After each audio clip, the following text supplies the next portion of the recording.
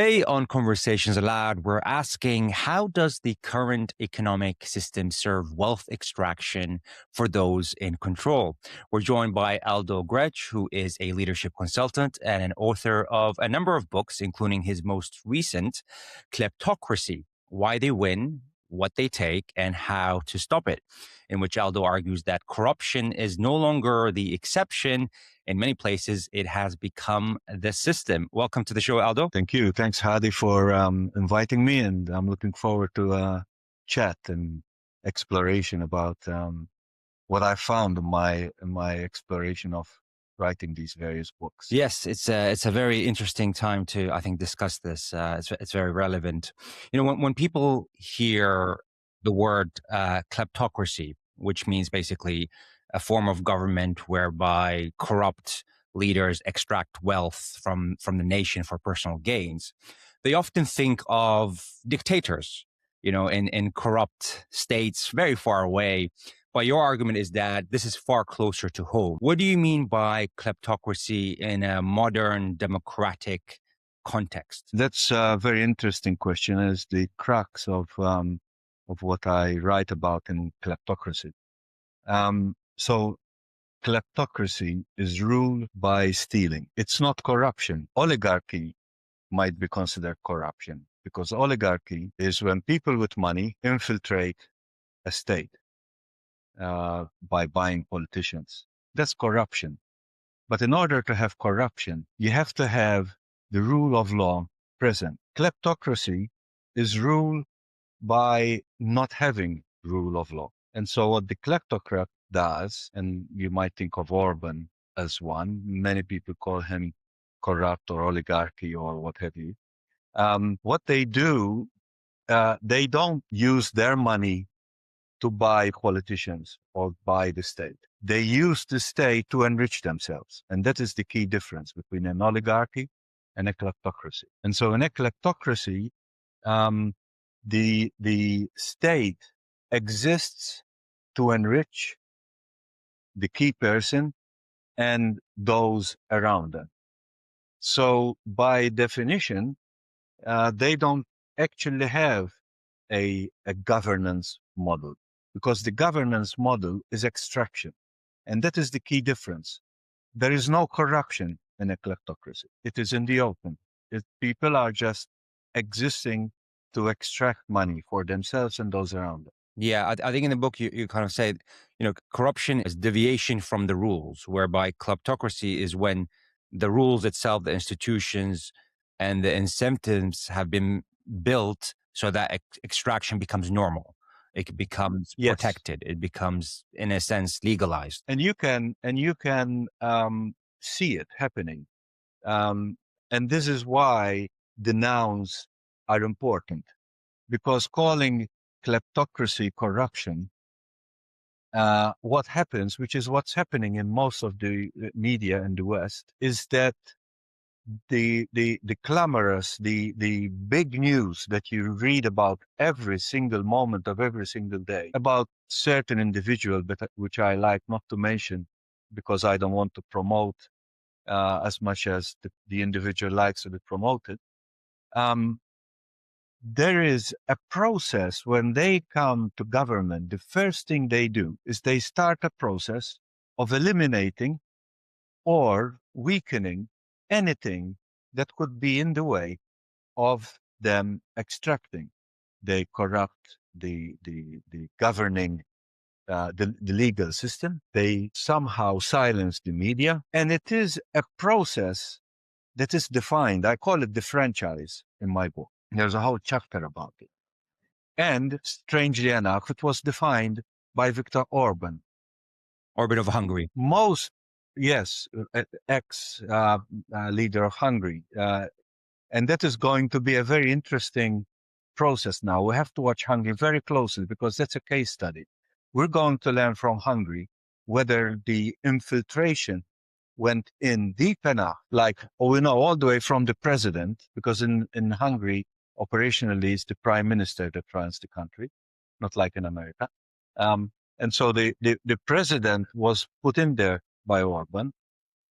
All the news media outlets were basically closed down except for the state media. And so it's going to be an interesting case study to see whether the new prime minister, he's going to be able to work against everything in his own government, including,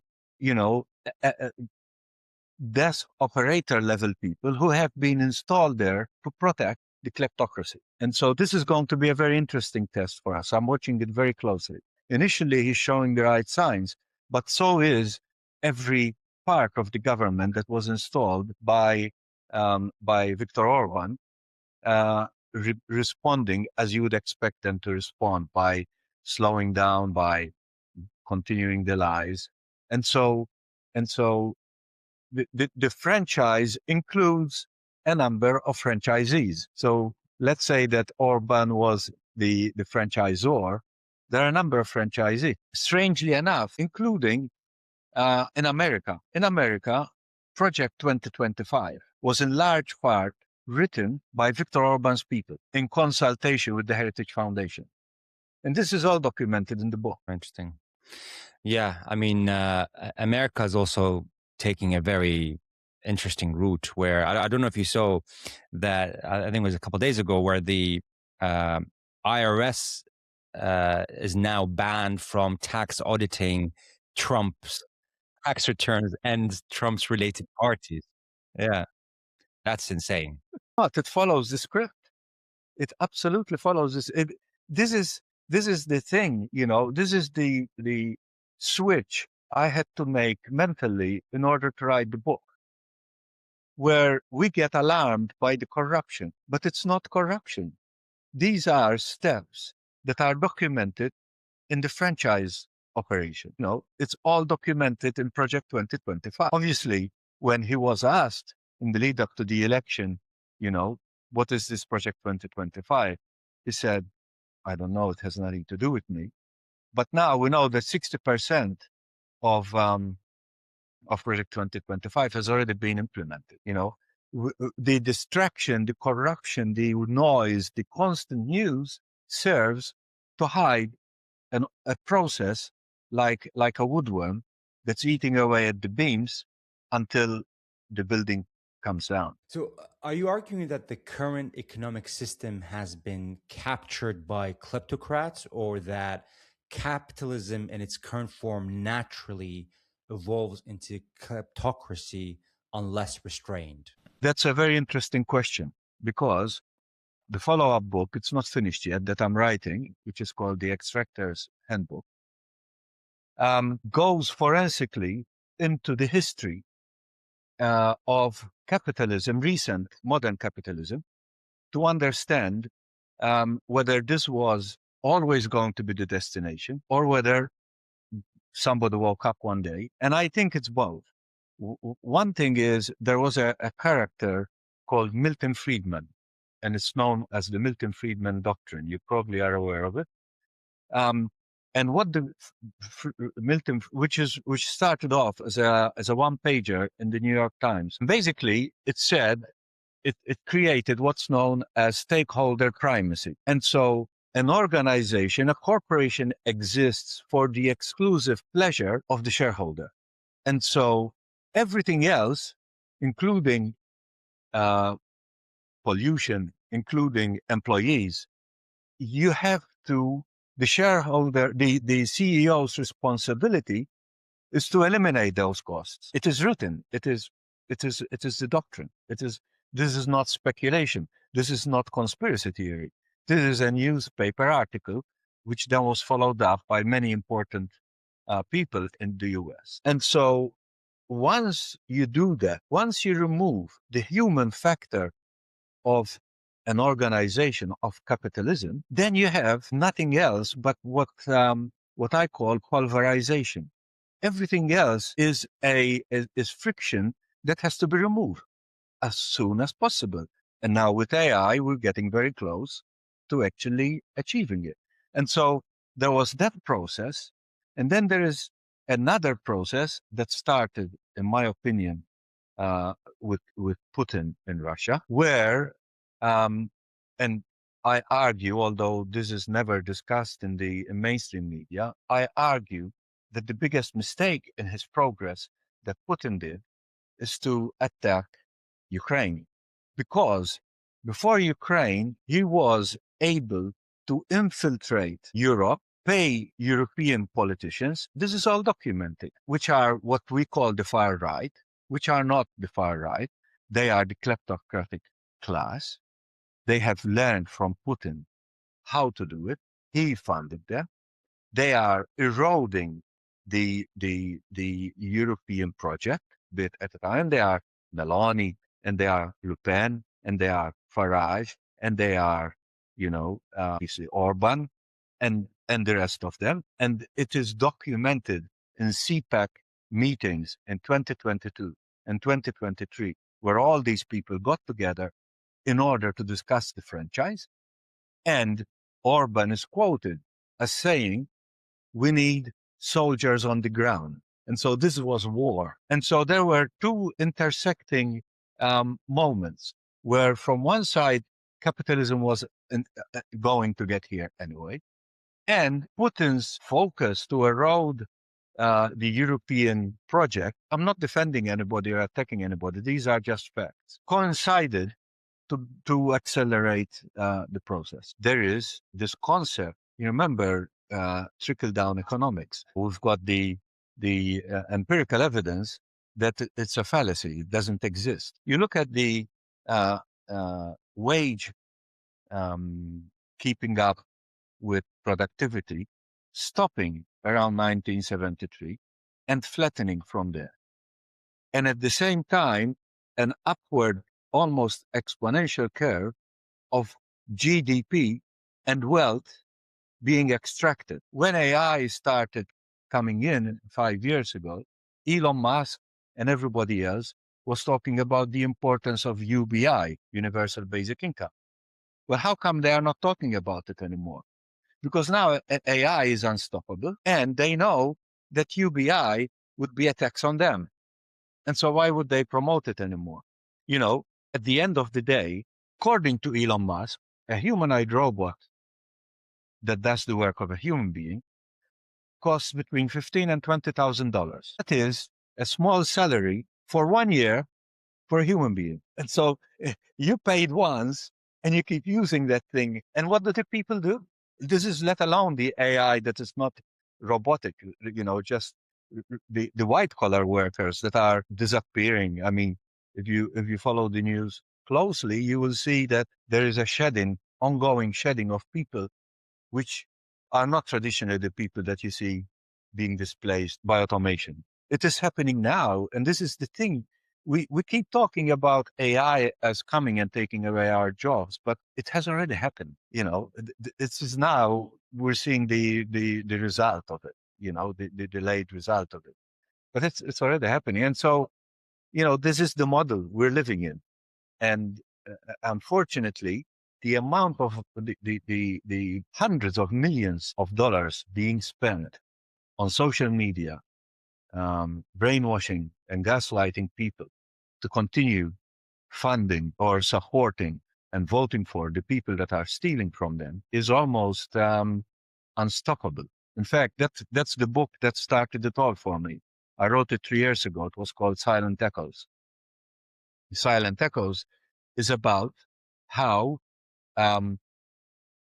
we are using social media to viralize content. We're propagating what they want us to propagate into the field. And they use things like immigrants, and they use things like, who's stealing from you, which are all lies. The important thing is that we look horizontally, you're a different color, you're a different religion, you are from across the border. Because by doing that, we look horizontally, we stop looking up. And the first politician that and this is the gleaming of hope, the first politician that started the process of getting people looking up is Mamdani in New York. He entered on the platform that these guys are stealing from you. He is the first guy to do it. And he could only do it because he raised money from the people. And that is where I end up in my book, I end up with don't look for leaders. They are corrupt. By the fact that they are leaders, they are corrupt. Not because, not because they were corrupt, but in order to win in this system, you have to become beholden to somebody. Let's not call it corrupt. You become beholden to the oil industry. You become beholden to the coal industry, beholden to something. And from then on, you cannot anymore execute. And so the only way we can change this around, I don't see any other way, is for us to do it. And it's not protesting in the streets. That was something we did in the 19th and 20th century. I mean, it's okay, nothing wrong with it, but it's not going to, as we have seen, it doesn't move the dial. What is going to change is us, with our vote, with our money, with our custom, with our social media activity, choosing to change our patterns is what is going to undo them. Otherwise, we are set on a path that started in 1973, documented very clearly. Because the moment that the anger is directed properly, like we've seen in New York with Mandani, the whole thing comes crashing down. I mean, I watched on Fox News the other day an interview with somebody who was stating fact about New York. And you know that she would not let him talk. She kept talking over him. And he stops and he says, "Can I speak?" The leaders that come through the democratic process, this is the biggest contradiction, are corrupted, are kleptocrats. And so we have to find a way in the lead up to the government, like Le Pen and like the AFD. They are involved in these franchise meetings called CPAC. If you research CPAC, you probably know what it is. You will see that all the, including Bolsonaro, including the guy from Argentina, what's his name? They are all a group that meet and discuss how to get elected, and once you're elected, what you do. So the problem is that they have dirtied the waters so much. In my book, I call them the governance parties, parties that really enter politics to govern rather than to steal. They have to tread a line where they have to tell people what they want to hear. So you're seeing all the language of all European leaders changing towards immigrants. Because that's what the people that are voting are going to want. Because the pond has been so corrupted that people are wanting to hurt the immigrant. Now, the immigrant, whichever research that you want to do in Australia, in America, in Europe, in the UK, look at the UK after Brexit. They have only done good by the country, paying taxes, and on a percentage basis, less crime than the locals. Because of course you're an immigrant, you're going to behave because you went there to improve your life. You didn't go there for any other reason. Now, you can corrupt that as a government by treating them badly and ruining them, because there's always negative forces trying to ruin them anyway. Recent history will show you that GDP doesn't tell you how well the economy of the people is doing. It tells you how well the industry is going. But the industry is getting rid of people as quickly as it can. It is paying them a lot less than it did in 1970. A single income family could own a house, a car, and travel every so often. Today, couple works and you struggle to do those things, and you've got debts. So, do you support having more taxes on the rich in order to supplement a universal basic income for people? Well, what I can tell you is history. In the 60s, 50s, American middle class existed, and the corporations were charged 90% taxes, 90% taxes, so that they could provide the services so that people didn't have to worry about what happens if I get sick, what happens when I get too old to work. You don't have to worry about these things. Look at all the Scandinavian countries. They are doing exact American capitalist model pre-Friedman doctrine. And they are the wealthiest, healthiest, happiest nations on earth. So yes, I I come from, I've run major companies like Acer in Australia, in New Zealand, in Italy. Uh, we're talking about my past, which is a kind of long one now. And I know the model from within. And what I'm saying is we have to introduce fair taxes for everybody. And it is useless that Bartaromo, which was this argument that she was having on Fox News that says, yes, but that corporation is paying more taxes than you. In ultimate dollars may be true, but in percentages, you're talking about 1% of what they earn. And I'm paying, 35, 40, 50%, whatever it is, depending on the country, you know. And the funny thing is that the more taxes come off the corporates and their leaders, the less social services there are. It's a direct proportion between the two. You can watch it. You can follow it. Well, a lot of people argue that if you did tax, the rich people, they would just leave because, capital will flow to where things are cheaper, where there's a higher return on your investment.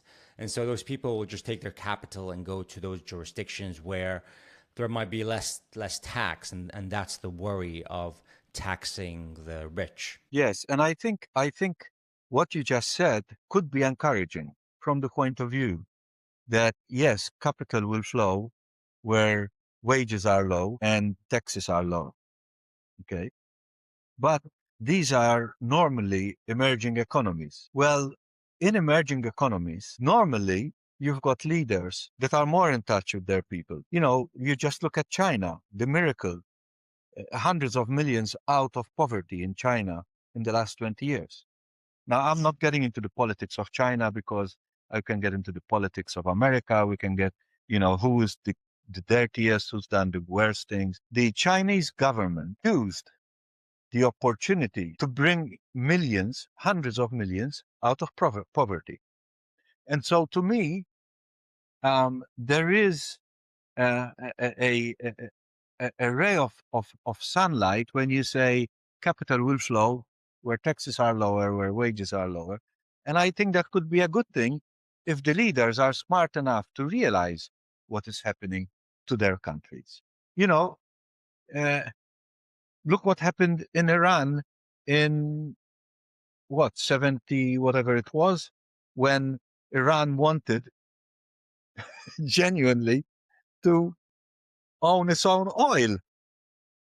You know, Now, today, the US probably wouldn't be able to. Well, the US is trying to do it, but the US has proven it cannot anymore do it. Okay. The last war, the war on Iran now has shown us that the US has become a paper tiger. Maybe it was too not diplomatic enough to understand how to do it. But I think China did it very cleverly. You know, Ch- we now, I mean, you look around, I write a lot of articles about fossil fuels and the ruin of fossil fuels. And many people come and say to me, yeah, but if we don't use fossil fuels, all we're doing is we're sending money to China. And I ask these people, so are you using an iPhone? Have you got furniture at home? Do you have, hi-fi equipment? Have a look at the label where it's made. It's made in China. So why all of a sudden you have a problem because renewables come from China? It seems like hypocrisy to me. And so I think there is a need, and I think it is happening actually, for the emerging economies to understand that hegemonies don't work for anybody. That for anybody. I mean, look at America. You think it's working for Americans? I don't think so. I think America is going through a big reckoning right now. I don't know how it's going to come out of it, but it's certainly going to come out a lot weaker than it went. The problem is, I have, been in my career, I've worked a lot with Americans. I've got a lot of American friends. I respect Americans up until 10 years ago. I'm not sure what the hell happened to them, but, I used to be the Intel representative for Australia before Intel was a known anything. They were just a semiconductor company, and they became the biggest processor company in the world. And so I've got a lot of love for America and Americans. In fact, I really have no problem with any culture, really. Um, I only have a problem with cultures that hate cultures. um, but I don't know what happened to them, but they are certainly going to come out of this last decade a lot worse. They are already a lot worse, and they're going to come out even worse than what they came into these last 10 years. And so there is a reckoning. I don't think we should be desperate, but um, you are right. There is anger. It's righteous anger because people are working harder and earning less and being able to do less.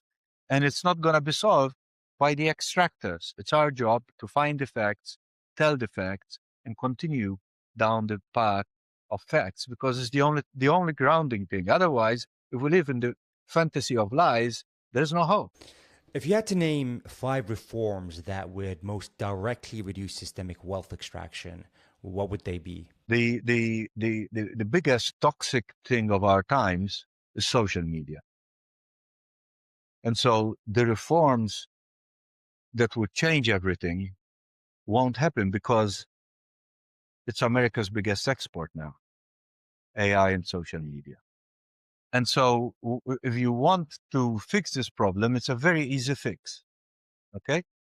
All you have to do is enforce the platforms to label fake material,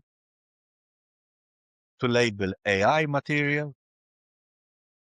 You make them responsible with criminal laws, but you can pretend to be Barack Obama saying things that Barack Obama never said, and nothing happens. And so the one biggest reform is to regulate, not to censor anything. Freedom of speech is freedom of speech, but lying and deceiving is not the same as freedom of speech. And the platforms cannot anymore get away with saying, we're just a platform. It is not true. Because the second thing you have to do is open algorithms. Maybe not open to the public because there is some IP issues, but open to a governing body, independent governing body that is not run by the state. And so those two things would be foundational and would change everything. Okay? First thing, labels. Second thing, algorithmic vetting. Because when you study the algorithms, you will see that it's a fallacy that the platforms have no say in what's out there. They have total say in what's out there. Okay? The rest, I think um, we need to recognize. In the book, I recognize the co-op world. And in Italy, in Reggio Emilia, Italy has got an interesting law. If you're a co-op, you can register cooperation, like what we used to call um, barter systems, but they are not barter. So it's industry. Reggio Emilia used many years ago, decades ago, used the law which exists in Italy, which says if you're a corporation, 3% of your earnings have to go into a fund to make good or to grow the foundation. Also, in a co-op, the law says in Italy, it's one person, one vote. So if you are part of the co-op, you have a vote, and so you cannot buy because you've invested $500,000 and somebody else invested $1, you don't have 500,000 votes or 500 million votes against one vote. You get one vote.